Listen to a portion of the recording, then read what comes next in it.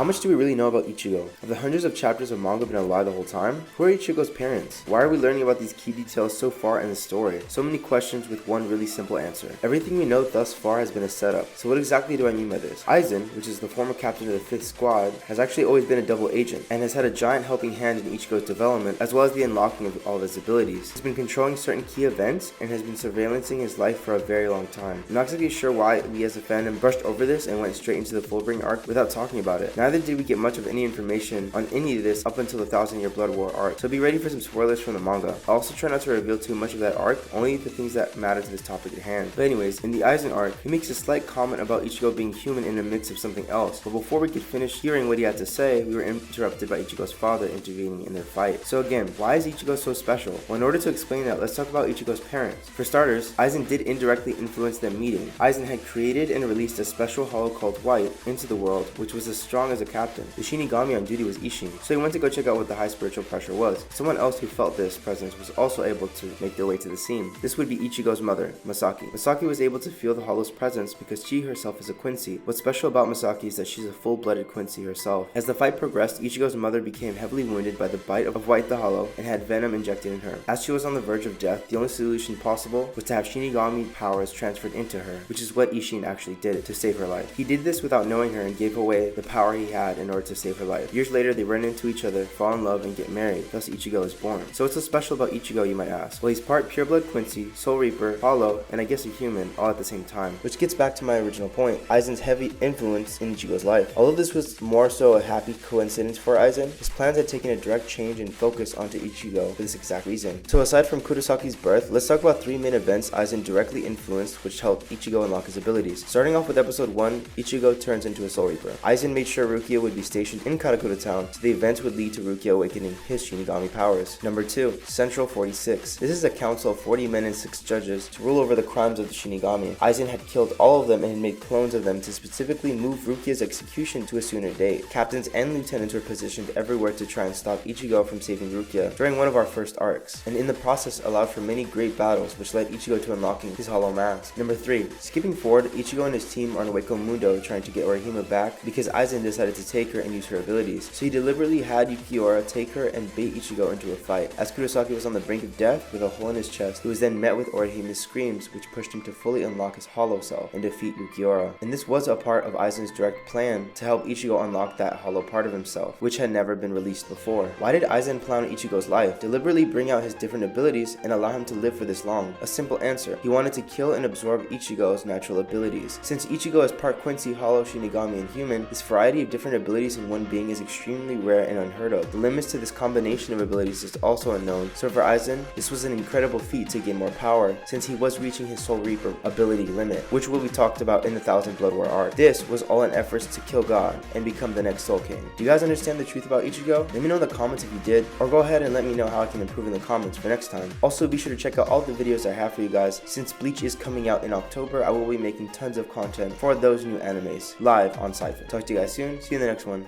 Peace.